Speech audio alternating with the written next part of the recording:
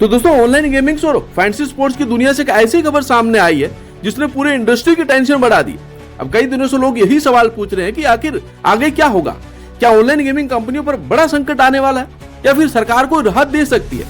आज इसी विषय को आसान भाषा में समझते हैं। दोस्तों हाल ही में सुप्रीम कोर्ट के एक फैसले के बाद ऑनलाइन गेमिंग इंडस्ट्री में हलचल तेज हो गई। मामला जीएसटी से जुड़ा हुआ है। रिपोर्ट्स के अनुसार 2018 से 2023 के बीच में पुराने मामलों में गेमिंग कंपनियों पर 28% जीएसटी की बड़ी देनदारी बन सकती है और अगर सभी मामलों को जोड़ दिया जाए तो ये रकम लाखों करोड़ों रुपए तक पहुंचने की बात कही जा रही है। और यही वजह है कि कई बड़ी कंपनियों की चिंता बढ़ गई है। अब सवाल यह है कि क्या कंपनियों को पूरी रकम देनी पड़ेगी।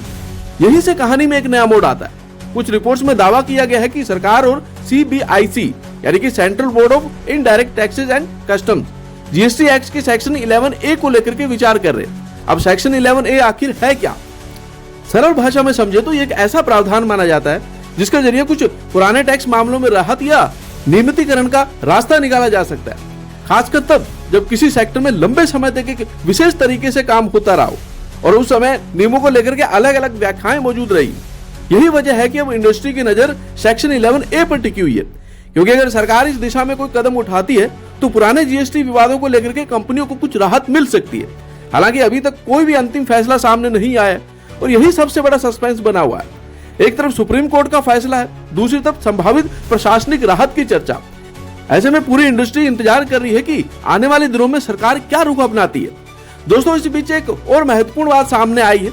कई लोग अलग अलग प्लेटफॉर्म की ओर रुख कर रहे हैं, लेकिन एक्सपर्ट लगातार सलाह दे रहे हैं कि किसी भी अनरेगुलेटेड या फिर ऑफशोर प्लेटफॉर्म का इस्तेमाल करने से पहले पूरी जांच पड़ताल जरूर करें, क्योंकि ऐसे प्लेटफॉर्म पर फंड और अकाउंट से जुड़े जोखिम अधिक हो सकते हैं। इसलिए हमेशा नियमों और कानून के अनुसार काम करने वाले प्लेटफॉर्म को ही प्राथमिकता देनी चाहिए। अब अगर पूरे मामले का निष्कर्ष निकालें तो फिलहाल ऑनलाइन गेमिंग इंडस्ट्री एक महत्वपूर्ण मोड़ पर खड़ी है। सुप्रीम कोर्ट का फैसला कंपनियों के लिए बड़ी चुनौती लेकर आया, लेकिन सेक्शन 11A को लेकर के जो चर्चाएं चल रही है उन्होंने उम्मीद की एक नई किरण भी दिखाई है। आने वाले समय में सरकार और संबंधित विभाग क्या निर्णय लेते हैं यही तय करेगा कि इंडस्ट्री को बड़ी राहत मिलेगी या फिर मुश्किलें और बढ़ेंगी। फिलहाल सभी की नजर आने वाले अगले अपडेट पर बनी हुई है। जैसे इस मामले में कोई बड़ा आधिकारिक फैसला सामने आएगा उसका असर पूरे ऑनलाइन गेमिंग इंडस्ट्री और फैंसी स्पोर्ट्स इंडस्ट्री पर देखने को मिल सकता है। आपकी क्या राय? क्या सरकार इस मामले में राहत देगी या कंपनी को पूरा टैक्स चुकाना पड़ेगा? अपनी राय कमेंट बॉक्स में जरूर बताइएगा।